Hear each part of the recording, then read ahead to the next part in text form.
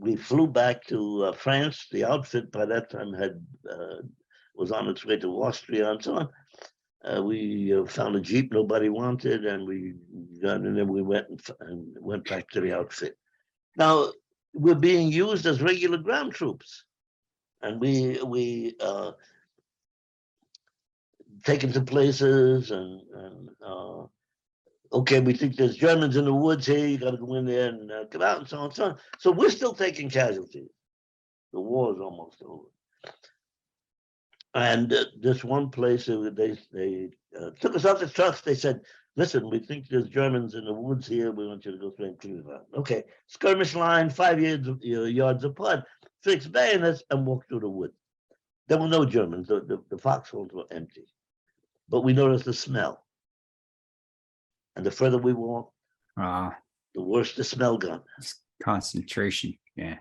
And then, don't forget, we were just 19-year-old kids. Certainly, we were good, tough combat troops by then.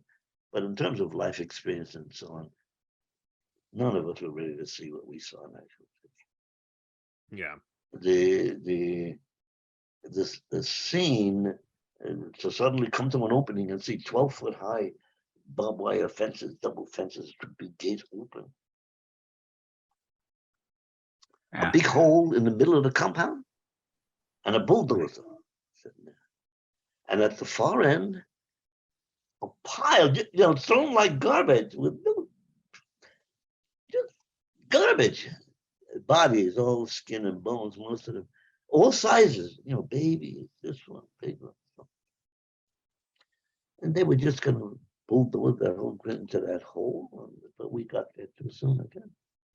On the right-hand side, there, the ovens are still smoking from the bones that they were trying to get rid of. On the left side, there was like a big shed with cubby holes, one person in each hole. That was their, half of them dead, half of them alive. And nobody was walking. The movies show some of them that walk. Nobody could walk. They crawl on their elbows, and they came crawling out, and they're hugging our feet and kissing our boots, and come with that. Jesus, you try to help them up, you can't touch them. They're in such pain. We were trying to give them some shelter. The medical officers came around. Don't give them anything to eat. They have to be treated special diet and so on. And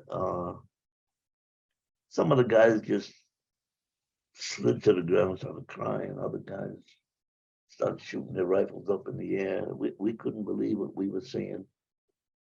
And that day, whatever little respect we had for the German army and the German people disappeared. Yeah. We could not believe what we were seeing. How the hell could one human being do this to another? And the worst thing of all, they hadn't done anything, only because they were Jews. They hadn't revolted against the government or refused to fight or anything. Nothing. They rounded up 6 million people and slaughtered them only because they were Jews. By what right do you decide who can live, who can die, who can live, who can die?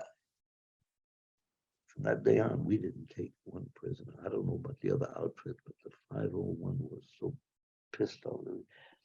Camarade, my ass! You're an animal. You're not a human being. You people.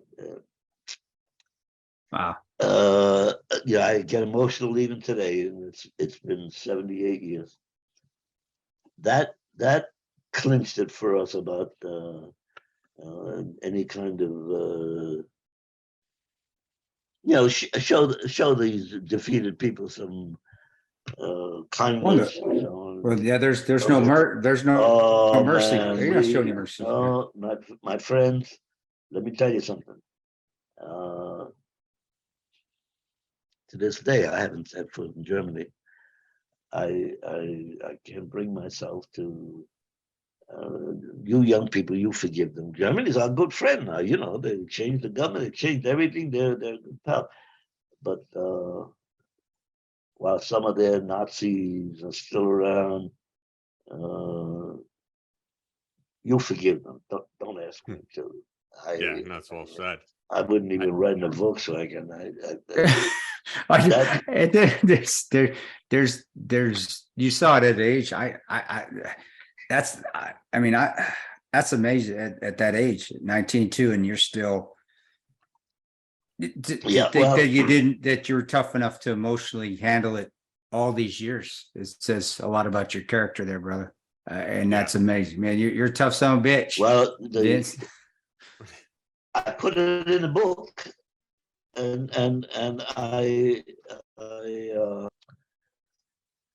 well,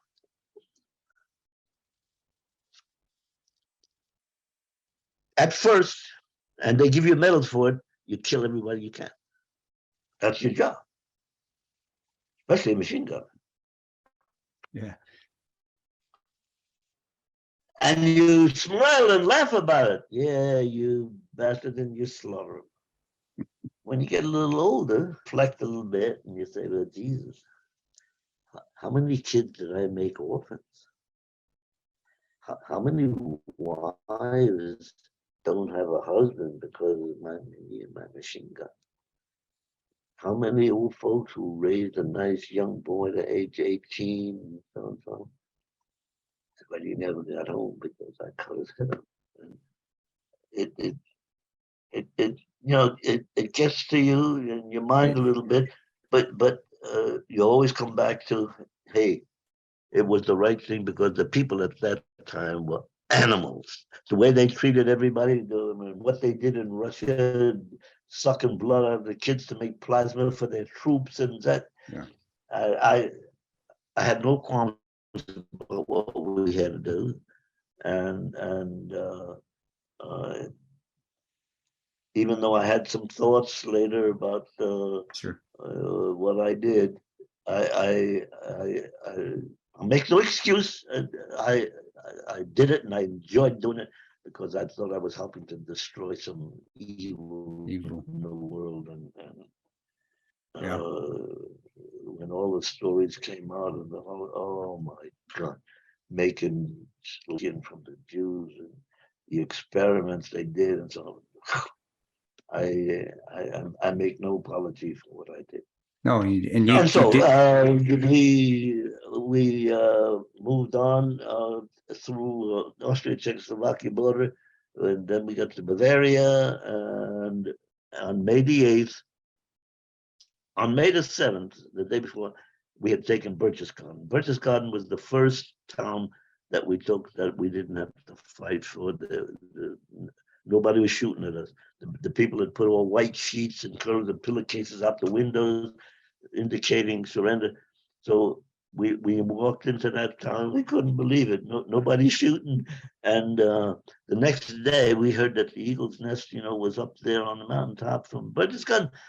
And we went up to the Eagle's Nest. And